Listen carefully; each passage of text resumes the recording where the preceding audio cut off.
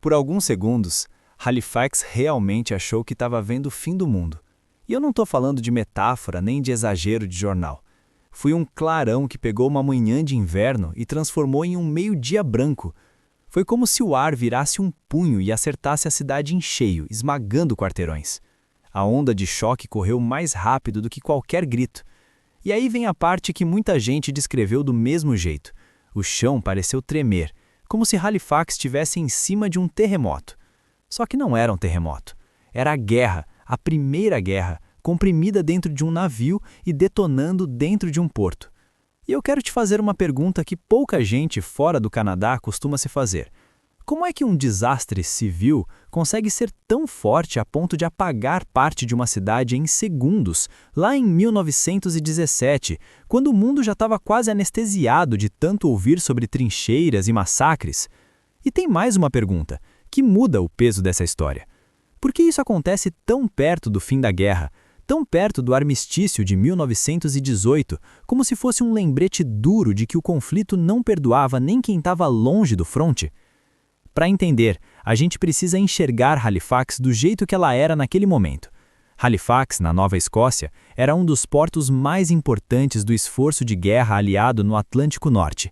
Em 1917, o oceano era um campo minado invisível. Submarinos alemães caçavam comboios, e cada navio que cruzava era ao mesmo tempo mercadoria e alvo. Isso puxa pressa, puxa disciplina, e puxa risco, e puxa também outra coisa: cargas perigosas, explosivos, combustíveis, munição, circulando por rotas apertadas com regras rígidas, mas com uma pressão constante por eficiência. Halifax não era só um cenário bonito de porto, era uma peça da engrenagem do conflito. Na manhã de 6 de dezembro de 1917, o frio cortava. A água do porto parecia grossa e escura, e a cidade seguia aquela rotina de guerra, navios indo e vindo, sirenes, apitos, guindastes, gente indo trabalhar. E aí entram dois navios, como se fossem personagens que a história empurrou um contra o outro. De um lado, o SS Mont Blanc, francês, carregado com uma mistura que hoje parece até impossível de aprovar: explosivos de alto poder e combustível. Do outro, o SS Imo, um navio de ajuda humanitária belga em operações de socorro, saindo do porto. O que vem a seguir não é achismo, foi reconstruído em detalhes por investigações formais. Teve uma apuração conduzida pelo Wreck Commissioner, o comissário de naufrágios, que começou poucos dias depois e terminou numa decisão no começo de 1918. E além disso, vieram processos e recursos que se estenderam por anos. Fora isso, existe um outro tipo de registro que deixa tudo ainda mais concreto. Jornais de época, depoimentos colhidos logo depois do desastre, relatórios administrativos ligados ao socorro e à reconstrução, como os relatórios iniciais da Halifax Relief Commission, criada justamente para lidar com o tamanho do trauma. Só que eu vou ser direto com você.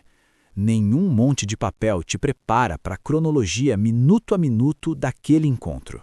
O ponto crítico é uma passagem estreita chamada The Narrows, um gargalo que liga o porto interno a uma área maior. Ali não dá para navegar no improviso. O tráfego exige coordenação fina. O Mont Blanc seguia para um ponto de ancoragem para integrar um comboio transatlântico. Ele levava, entre outras coisas, ácido pícrico, um explosivo de alto poder, TNT, e uma carga de benzeno altamente inflamável em tambores no convés. Já o Imo manobrava para sair.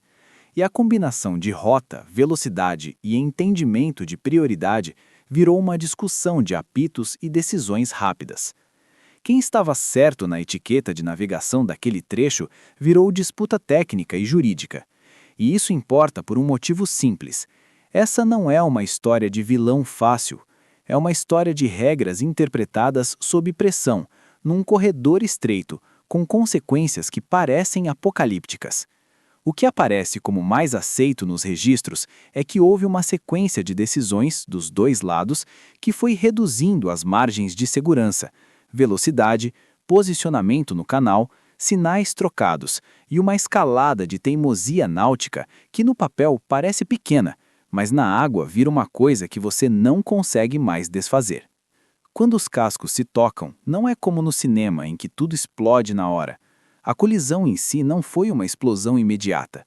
Foi metal rasgando e amassando, foi faísca e, principalmente, foi o tipo de dano que não podia acontecer. O impacto atingiu os tambores de benzeno. O combustível vazou, se espalhou e encontrou um tipo de ignição que num porto de guerra não é exatamente raro. Em poucos instantes, o Mont Blanc estava pegando fogo. E aqui entra a parte mais cruel, porque é o tipo de crueldade que nasce do parecia só um incêndio. O fogo por si já seria grave, só que naquele navio, o fogo era o pavio de uma bomba flutuante. E do lado de fora, nas margens, as pessoas viram um navio em chamas e fizeram o que seres humanos fazem: correram para olhar. Trabalhadores pararam, crianças foram para a janela, e muitos relatos descrevem uma cena que tinha uma beleza terrível.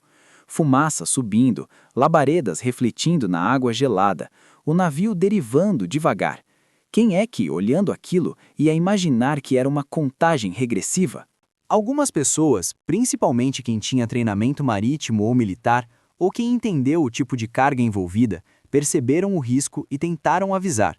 Só que pensa comigo, como você avisa uma cidade inteira em poucos minutos, em 1917, sem um sistema integrado de alarme, sem rádio no bolso de cada um, sem sirenes coordenadas? É como tentar gritar contra um vendaval. O Mont Blanc, em chamas, deriva em direção ao cais de Richmond, uma área de Halifax com atividade industrial e ferroviária intensa. E quando você aproxima um navio em combustão de depósitos, trilhos e edifícios, a sensação de inevitabilidade só cresce. O fogo aumenta, a fumaça engrossa e a curiosidade vira multidão. E aí acontece o tipo de momento que, para muita gente que sobreviveu, separa a vida em antes e depois sem nenhuma transição: a explosão. Por volta das 9h04 da manhã, esse horário aparece de novo nas reconstruções e nos registros do evento. O Mont Blanc detona.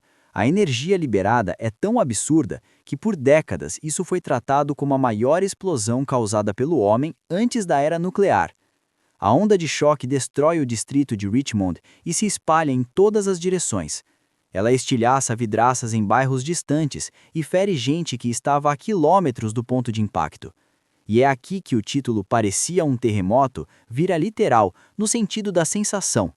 Muita gente descreveu isso como um terremoto não porque o solo tivesse uma falha geológica, mas porque o ar, comprimido e lançado de uma vez, vira um martelo invisível. A estrutura das casas vibra, paredes caem, chaminés desabam. Por um instante, o porto parece se erguer. E não para por aí. A explosão também gera um tsunami dentro do próprio porto. A massa de água deslocada varre a costa, invade ruas, arrasta pessoas e objetos. Fragmentos do navio viram projéteis. Existem relatos de pedaços de metal e madeira arremessados a distâncias inacreditáveis. Eu sei que isso, falando assim, parece propaganda de desastre, mas esse tipo de detalhe aparece como padrão em descrições de época e em análises posteriores do raio de destruição. E o som vai longe. Em comunidades ao redor, pessoas ouvem o estrondo sem entender o que foi. Uns pensam em acidente industrial, outros pensam em ataque. E em 1917, essa hipótese não era teatro. Existia medo real de sabotagem e de ataque no litoral atlântico. Em segundos, Halifax vira um cenário de guerra dentro de uma guerra. Prédios desabam, linhas telegráficas caem, trilhos entortam, hospitais, que já trabalhavam com limitações do tempo de guerra, são engolidos por uma quantidade de feridos que nenhum planejamento municipal normal conseguiria absorver. E tem uma segunda lâmina nessa tragédia, uma coisa que pega porque é muito humana. A explosão não mata só pelo impacto direto, ela fere com estilhaços e principalmente vidro. Muita gente foi atingida por vidraças justamente porque estava olhando pelas janelas para ver o incêndio do navio. Esse padrão aparece repetidamente em relatos do desastre. Curiosos parados no lugar errado, no segundo errado, diante de uma onda de choque que transforma vitrines e janelas em lâminas. E aí vem a pergunta inevitável: quantas pessoas morreram? Os números variam dependendo da fonte e de revisões históricas. O total mais citado gira em torno de quase 2.000 mortos e cerca de 9.000 feridos, com dezenas de milhares de desabrigados. Eu acho importante falar isso do jeito certo. Em um desastre dessa escala, em 1917, com um caos documental no começo, as contagens podem divergir, mas a ordem de grandeza não deixa dúvida. Foi uma catástrofe humana gigantesca para uma cidade do tamanho de Halifax naquela época. A resposta ao desastre é uma história dentro da história, e talvez seja a parte mais inacreditável, mas verdadeira, sem precisar inventar nada. Primeiro vem o improviso.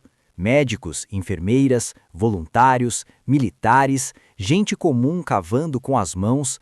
Existem relatos administrativos e memórias mostrando escolas, igrejas e prédios públicos virando postos de atendimento e abrigos, do jeito que dá, com o que tem.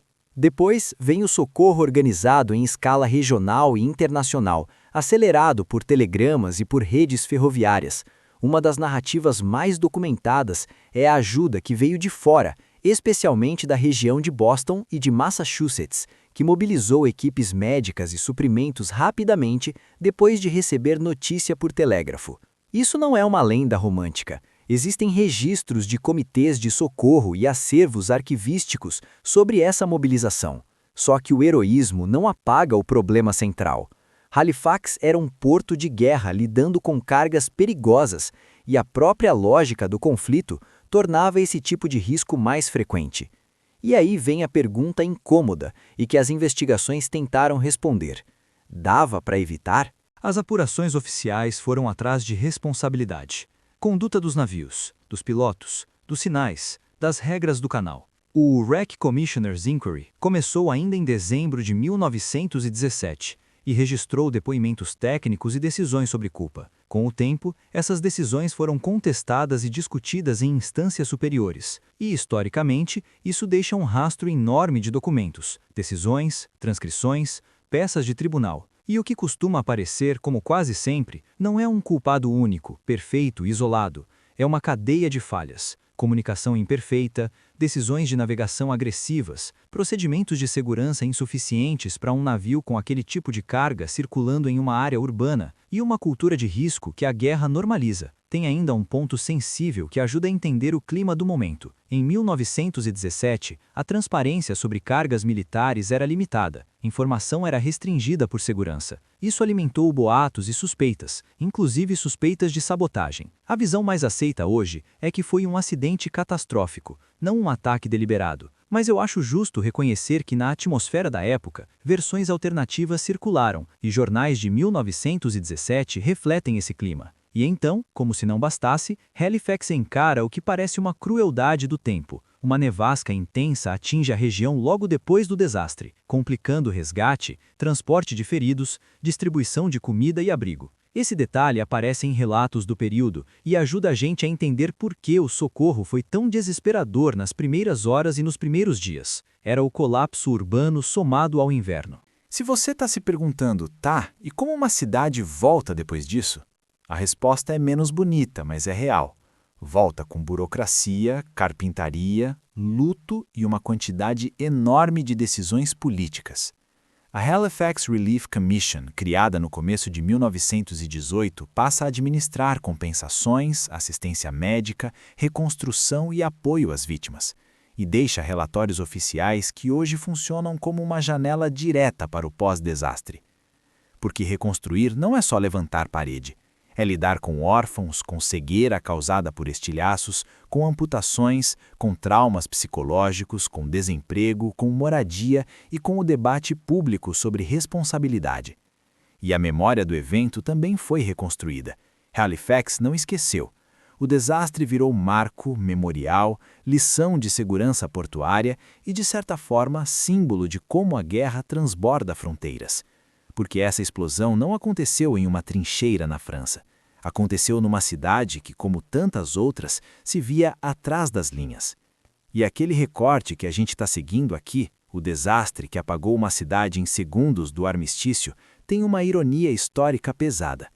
A explosão é em dezembro de 1917, num momento em que já se discutia o desgaste do conflito, mas em que a guerra ainda tinha força para matar em massa. O armistício só viria quase um ano depois, em 11 de novembro de 1918. Halifax viveu esse quase fim de um jeito brutal, como se o mundo dissesse, antes do silêncio, ainda vai ter um último trovão. No fim das contas, o que torna Halifax 1917 difícil de encaixar na cabeça não é só a escala, é o mecanismo.